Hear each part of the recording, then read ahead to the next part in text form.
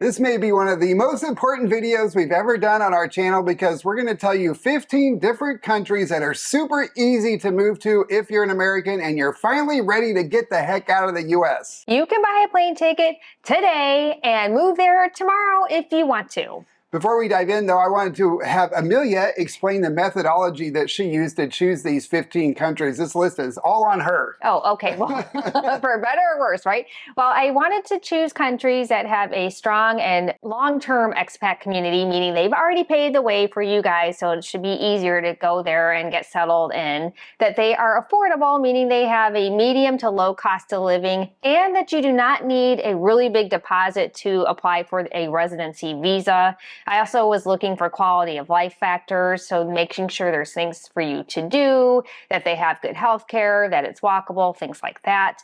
And very important, that they have multiple visa options and that they also have a good tourist visa.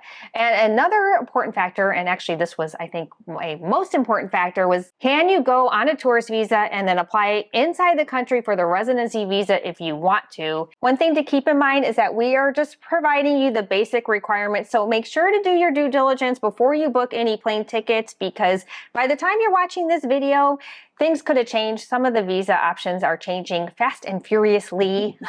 Yeah, they do. Fast and furiously? Yes, they change often. So better to be safe than sorry. All right, let's dive in, Amelia. We're going to start with number 15, and that's Belize, a country that we hardly ever talk about. So you can go there on a 30-day tourist visa. So it's a little bit more restrictive. However, you can go there for 30 days. And once you're in the country, you can apply for their retirement visa, which they call the QRP. And they also have a digital nomad visa. So they do have two different options. The income requirement for the retirement visa is $2,000 a month, and for the digital nomad visa, it's $75,000 per year. And this is just for one person. So if you have a dependent, in general, you need to add in anywhere from 20% to 50% more for your dependent visa. So why might you want to look at Belize? Well, I was there about 20 years ago. It's a beautiful country. And it's known for its chill beach life. It's got beautiful beaches and great for diving. It's affordable, which is nice. We like affordable. There are lots of expats there already, so they've kind of blazed the trail for you. It's an English-speaking country, so you don't need to learn a foreign language since it's a British colony or a former colony. It's known for its freedom lifestyle, so they kind of stay out of your business. There are some downsides to consider. It's a small country and it's not as developed. Some of the infrastructure is lacking, and they do have some pockets of crime. The travelstate.gov website rates it at a number 2, so it's like most of the other countries out there in the world, but you do need to watch where you're going.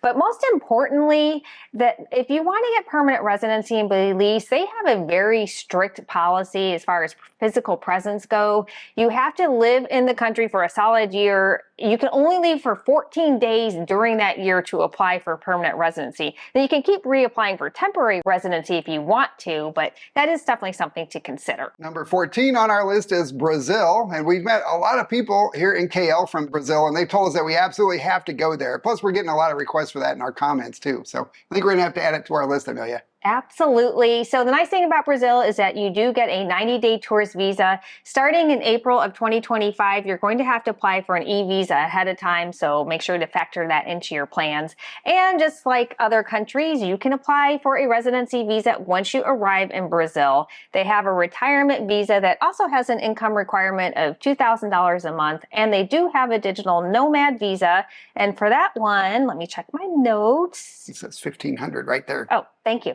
The income requirement for that is $1,500 a month. So why Brazil? Brazil has a ton going for it. It's a huge country, and a lot of people recommend the southern areas like where Florianopolis is. Brazil's got awesome culture. You've got Carnival, if you're into that. I would love to go to Brazil for Carnival. The weather is nice pretty much year-round. It can get pretty hot and humid, but you're not going to have to deal with snow, which is nice. They have beautiful beaches, it's affordable, and it's known for its good health care. Just like any place in the world, there are some downsides. In my opinion, one of those is that you have to learn Portuguese. And I only say that because we've already been studying Spanish. I don't have anything against Portuguese, but you may not want to learn that language. If you want to live in a bigger city, the cost of living is probably going to be higher. And there are areas where the crime is higher as well. But the travelstate.gov website ranks it as a level 2. road. Number 13 on our list is El Salvador. This is the first time we've really talked about El Salvador. A lot of people have been suggesting that we go there. It was one of the most dangerous countries in Latin America until a couple of years ago when they got their new president. He's really turned things around from a safety perspective, and now it's one of the safest. I am very pleased for the El Salvadorians because I know that they are a lot happier with their quality of life, and that is another reason why it is on this list. Also because you can go there on a 90-day tourist visa, and they have 3 different residency options. They have a bunch of different options, but the most popular and easiest are their pension or the retirement visa, and for that one you need only $1,100 a month in income. Then they have their rentista, which is a passive income visa, and for that you need $1,500 a month. And they also have a digital nomad visa, and for that you need $1,450 a month. So why El Salvador? Well, we already talked about the safety improvements there. It's a beautiful country. It's kind of been overlooked for a long time, and there's a lot to see and do there. It has a really low cost of living, and if you're into the crypto world, they are the first country in the world to accept Bitcoin as an official currency. They are still developing, so that is a potential downside. Plus, you're definitely going to need to learn some Spanish. All right, next up on our list is number 12, Guatemala. And this is another surprising one. We have talked about this one a few times because it does have a really good, affordable cost of living. And we've heard from a lot of our viewers who live there and really like it. So they also have a 90-day tourist visa, so you can easily go there from the U.S. and you can renew that for an additional 90 days. So if you don't even want to deal with a residency visa, you can go and stay there for up to 6 months. If you do want to stay for longer, then you can apply for their retirement visa or their pensionado visa. And for that, you need an income requirement of $1,250 a month. The natural beauty is amazing. Yeah. It's known for its beaches and its jungles. It's the country of lakes and it has a low cost of living, so it's not going to break the bank to live there. Antigua is considered pretty safe, and there are popular spots there with expats, and it has better infrastructure. Of course, there are downsides. Parts of the country are dangerous, and some infrastructure is lacking. Number 11 is Nicaragua, and it is in the same neighborhood as the last 2 countries in Central America. And we've actually heard from several of our viewers who live there as well and say they really like it. Yes, we have heard that. You can go on a 90-day tourist visa there. You can apply for your residency visa once you are in the country. And just like Guatemala, you can apply for their pensionado or their retirement visa. And the income requirement for that is $1,250 a month. They also have a rentista visa, which is that passive income visa. And the income requirement for that is also $1,250 a month. Yeah, since it's in the same area as Guatemala and El Salvador, you've got the same benefits: beautiful beaches, beautiful mountains, jungles. You've got all kinds of nature. If you're a bird watcher, it's going to be great for you. And it's got a rich culture too, so that's kind of neat. And it is another very affordable country, but they do have some downsides. Aren't there volcanoes all throughout that part of the world? This is a ring of fire, so there are volcanoes, and it's quite a few in Nicaragua and Guatemala. Yeah, so definitely if you're not a fan of volcanoes or earthquakes, you might want to cross these off your list. Yeah, the crime in some areas can be kind of bad too. So that's the other thing in these Central American countries. It's not as safe as some of the other ones on our list. State Department has them ranked to level 3, which is reconsider travel. But like I said, we know people who've been there recently and loved it. We know people who live there and love it. So again, just do your own research and make your own decisions. That was our first 5 countries. Before we share our top 10, there's something that you will need, especially if you're going to travel or move abroad, and that is a VPN from Surfshark, today's sponsor. When we're traveling, we always use a virtual private network or a VPN because it keeps us safe while we're online. We've been traveling throughout Europe, and now we're in Southeast Asia and using public Wi-Fi in airports, train stations, hotels, Airbnbs, restaurants, and cafes. And we always connect to that VPN to protect our privacy. Surfshark secures our data and our identity by protecting us from hackers, ransomware attacks, and phishing scams. Surfshark never logs or collects any of our data, so we are confident knowing that no one is tracking us. We also like to use Surfshark for streaming because different programming is available in different countries, and we like to use the VPN to change our virtual location so we can watch our favorite TV shows everywhere we go. Right now, Surfshark has a great offer. You're going to get 4 months extra. With Surfshark, you get 24/7 24/7 support. You can use it with all your devices, and there is no risk to try because they offer a 30-day money-back guarantee.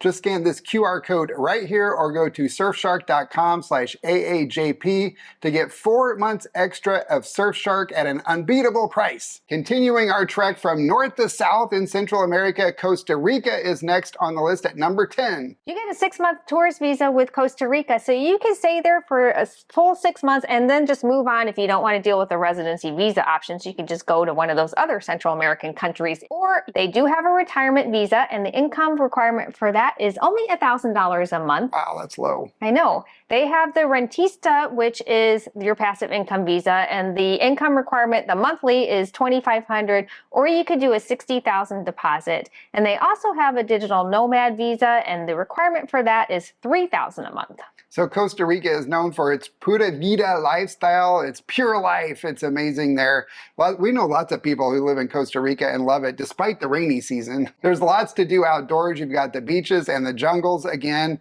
There's a strong expat community. It's actually been popular with expats for like 25 years. So it's got a really ingrained expat community, and it's still safe mostly despite an increase in crime in some areas. Yeah, there aren't a ton of downsides. There are parts that have definitely become much more touristy, and so those prices have gone up. And we've also heard that in the popular expat areas, the housing prices have gone up, but you can still find some affordable options there. And one of the things I like is that it is close to the U.S. Yeah, and affordability is so relative too, because That's true. You're going to compare it to the U.S., it's still pretty affordable, even though some people say it's just as expensive as the U.S. now. It's not really.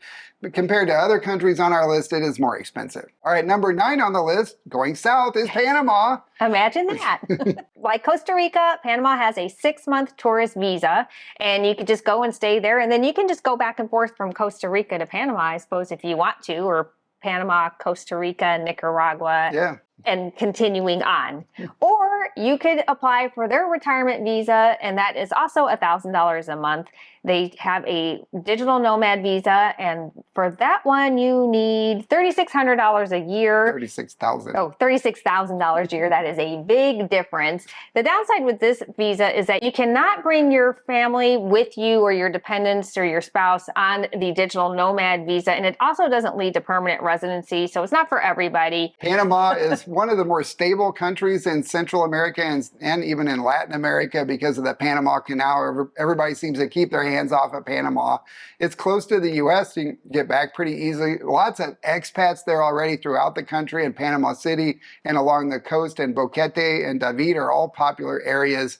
You have beach life and mountain living again, and they have pretty good health care. Their infrastructure is continuing to improve. Panama actually has a lot going for it. You are going to need to speak some Spanish, and they do have some times when the weather is less than ideal, meaning it could be quite rainy. We have a close friend of ours who moved there. We know quite a few people that moved there, and they're really happy in Panama. All right, next up is way south. We're going to go to number 8 is Uruguay. And you can go there again on a tourist visa, and that is 90 days. And then once you arrive, you can go ahead and apply for your residency visa. They do have a retirement visa. It's $1,500 a month, and it goes right into permanent residency. Panama's does that as well. I forgot to mention that in the previous segment. They do have a digital nomad visa, and with that one, they do not have the published amount, the dollar amount. It just says you need to prove that you have enough funds to live, but the general consensus is that you should at least show $1,500 a month, same as a retirement visa. And same as Panama, you cannot bring your family or your spouse with you, so they will have to apply for that separately. So why might you want to take a look at Uruguay? Well, it's one of the most stable countries in all of Latin America. It's one of the safest countries. It's very inclusive, if that's important to you. It's got good health care and a strong expat community. It is not the cheapest country on this list, but like JP was saying about Costa Rica, it's still much more affordable compared to the United States. There are some pockets that you definitely can find more increased prices in housing, but your overall quality of life and the affordability of the other things like food and healthcare are going to help offset that cost. Yeah, one of the major downsides that people just don't realize, and it's really hard to comprehend, is how far away it is from the U.S. It's a 9-hour flight to Montevideo from Miami. So if it takes you 5 hours to get to Miami, you're looking at 14 hours of flight time. You can actually fly to Turkey from like Chicago in that amount of time. So it's a long ways away and people don't realize how far. Yeah, so definitely something to consider if you're thinking about going to Uruguay and making that your new home. All right, we're done with Latin America for now. We're going to fly across the pond to number 7, Latvia. This is the first time we've ever talked about Latvia. I was a bit surprised to see it on the list. This country is part of the Schengen zone, so do keep that in mind when you're planning your trip. You can go there and stay for 90 days. They also have a bilateral agreement with the United States, so you can extend your visa, your Schengen visa, and stay in Latvia for an additional 90 days. And you can go ahead and apply for a retirement visa there. So their income requirements are in euros. You need 1,035 euros per month, or approximately $1,100 per month in income for the retirement visa. They also have a digital nomad visa, and you need 3,000 euros a month for that, or approximately $3,200. Latvia has a lot going for it, at least in the summer. I'm not sure I want to go there in the winter. It's way up there by Finland, so it's cold in the winter, but has a lot of beautiful parks and trees, lots of rivers and lakes, and even beaches that you can enjoy in the summer. And history is incredible in that part of the world. I think I would really, really enjoy the history part of it. And it's an extremely safe country. Besides the downside of the super cold winter, which maybe isn't a downside to you, but it is to us, you are going to need to learn some Latvian if you want to live outside of a major city. Yeah, we've noticed that throughout Eastern Europe, actually, that the younger generation speaks English. So if you live in a city, it's going to be pretty easy. But if you get outside, the older generation, English is not nearly as common. Number 6 on the list is Cyprus, and you get a 90-day tourist visa with Cyprus. Once you're there, you can apply for their residency permit, which is called the Pink Slip Visa.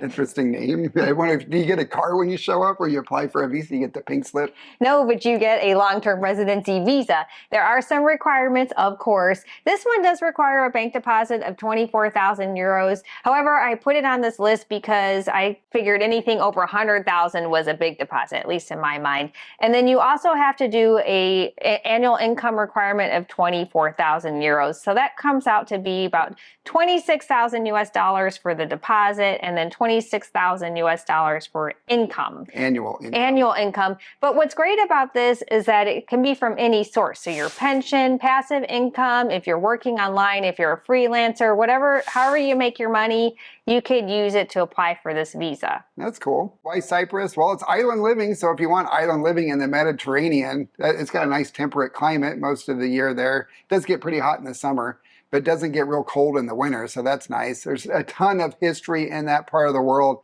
It's a safe country, ranked level 1 by the State Department.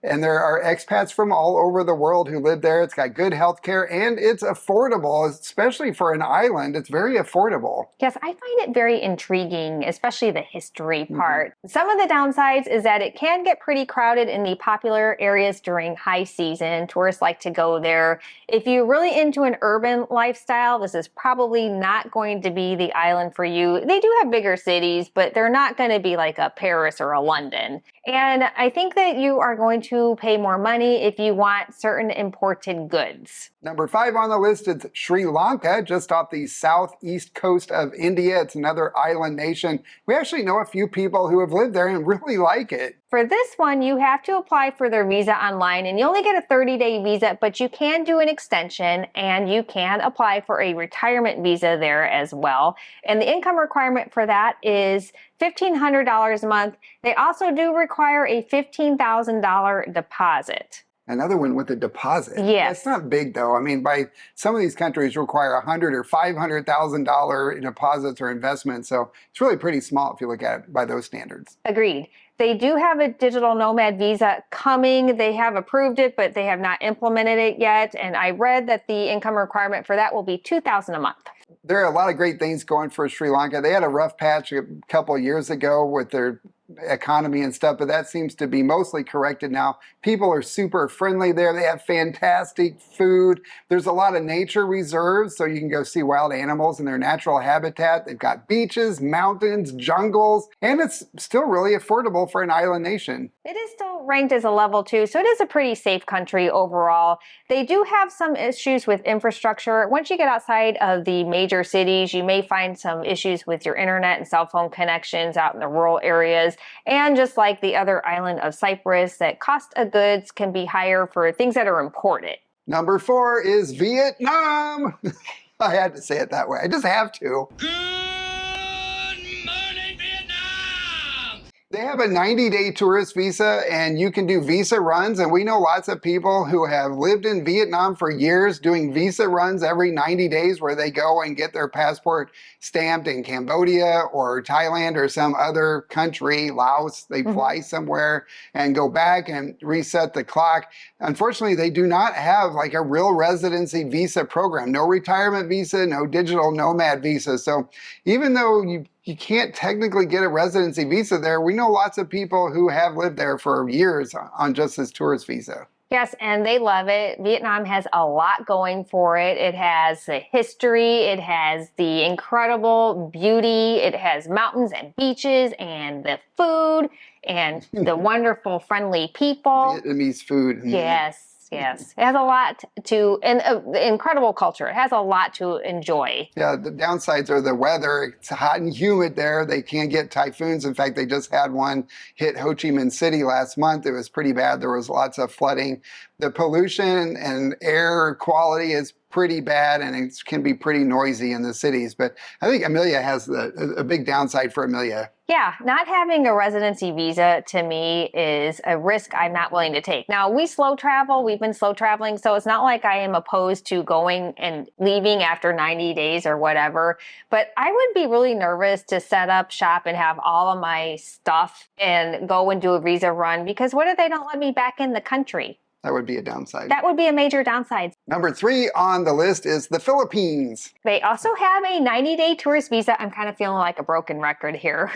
They have a special retirement visa. You need an income requirement monthly of $800 a month, plus you have to do a $20,000 deposit if you are 50 or over. Once you get your special retirement visa, it is indefinite, which I really like too, as long as you meet their physical presence requirement. We've heard from a lot of our viewers who've been living in the Philippines for years on their tourist visa. They just go and do the extension, and then they'll do a visa run and come back to reset the clock. And I guess you could do that. I mean, it's not officially documented that you can live in the Philippines indefinitely on this tourist visa kind of program, but I guess people are doing it.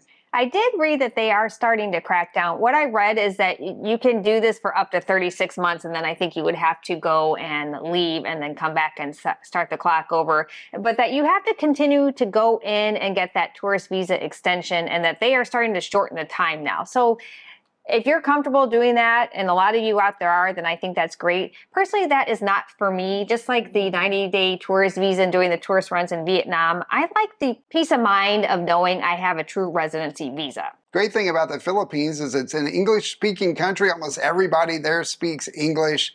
It's got beautiful beaches, lots of lifestyle options for your quality of life. It's very affordable despite some of the recent cost of living increases, and you get direct flights back to the US, although they're very long.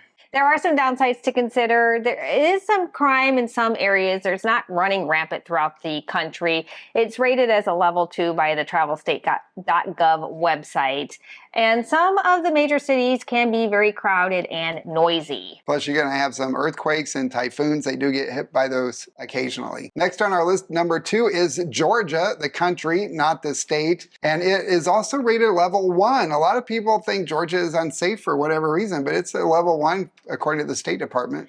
Okay, so this is one of those countries where it is super easy because you get a 1-year tourist visa as an American passport holder. So you can truly just show up and move in, and I kind of like that. Georgia has a ton of amazing history. It's a beautiful country. The government has been investing a lot in infrastructure in recent years, and it's really been growing a lot in popularity with tourists and expats and digital nomads especially the capital of Tbilisi. A couple of the downsides are that the people are more reserved there, which is just a cultural difference. It isn't a negative thing. And that the housing prices are starting to creep up in the popular areas like Tbilisi. There's also part of the country is in dispute with Russia over who actually owns it. And they've had protests recently, political protests. So although we've been seeing that in a lot of different parts of the world, yes. So Georgia's not alone in that. Number 1, our number 1 choice is Albania, one of our favorite places. We spent 4 months there so far this year, and we love it. We do love it, and one of the reasons is because you can also just show up and move in. You get a 1-year tourist visa with an American passport. In other countries, you get a 90-day tourist visa, and they do have several different long-term residency visa options if you want to stay even longer. They call them their unique permits. So they have a retirement visa, and that one you just need a total of $11,250 in income per year. And they have a real estate visa, but they do not have the dollar amount provided. So you'd have to work with an agent to figure that out. And they also have a digital nomad visa. That one you need to make a $2,800 deposit, and you need to show an income of $300 a month. So it's very reasonably priced because it's a very affordable country. We're huge fans of Albania, despite a lot of people's curiosity or confusion about that, but we think it's great. Yeah. We have a whole playlist. I think I'll put a link to our playlist for Albania up there because it's just got so much going for it. It's really on an upward trajectory. They're doing a lot of investment in infrastructure there. The people are super nice.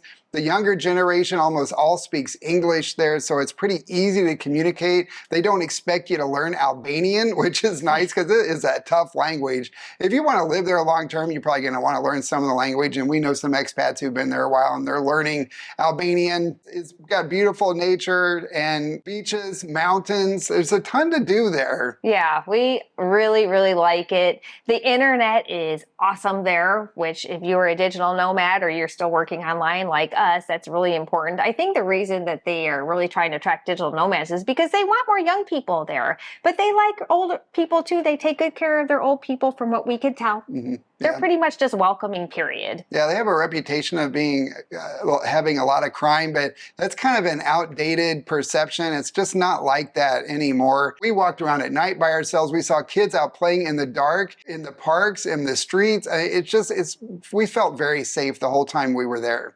It is still developing, so there are some downsides, and one of it is that they don't have the full public transportation like we've seen in other European countries, but they are working on that, including building a new airport. Right now, there aren't any direct flights back to the U.S., so that makes it a bit of a challenge to get back, but I can't really think of a ton of downsides. Yeah, before we talk about our honorable mention, we have a lot more of the visa details and the specifics in our visa matrix and our visa options report. Those are free as part of our Move Abroad Toolkit download. So check below for a link or scan this QR code and you can go download that right now. It's totally free. We cannot leave this list or in this video without talking about our #1 favorite country that is so dear to us. And of course, that is Ecuador. Yeah, Ecuador has a ton of visa options and the income requirements are pretty low. Like for the professional visa that I have, what is the income now? Zero. Zero. Actually, we're not supposed to do that. It's zero. Oh, I forgot. That's a bad Greece gesture. And some other countries, that's a bad gesture. But anyway, it's zero. I'm not sure how you say zero with your hands in polite company. I guess you don't. Maybe it's like that. I don't know. Anyway, we still love Ecuador. The biggest issue it's having right now, it's not the crime. It's actually as safe as Colombia or Mexico or Belize. So if you're going to pretty much any of those other countries in Central and South America, it's about as safe. I mean, it's not as safe as Uruguay and Chile maybe, but it's not nearly as bad as the media makes it out. The bigger issue is the power outages that they're having. 80 to 90% of the electricity in Ecuador is generated from hydro, and they've been having the worst drought in like 100 years, and the rivers are dry, and so when there's no water, there's no electricity. So they're having rolling blackouts pretty much countrywide. That's the major downside right now. It is, but we're really hoping they're being very aggressive trying to get this figured out. So we're keeping our fingers crossed that will go back to normal here soon. But yeah, we need rain. Yeah. So whatever you believe, pray for it, hope for it, wish for it, do a dance for it, whatever. Just think about Ecuador and hopefully they'll get some rain soon. We hear from our friends living in Ecuador all the time, and they are telling us that they are still happy living in Ecuador despite the power outages.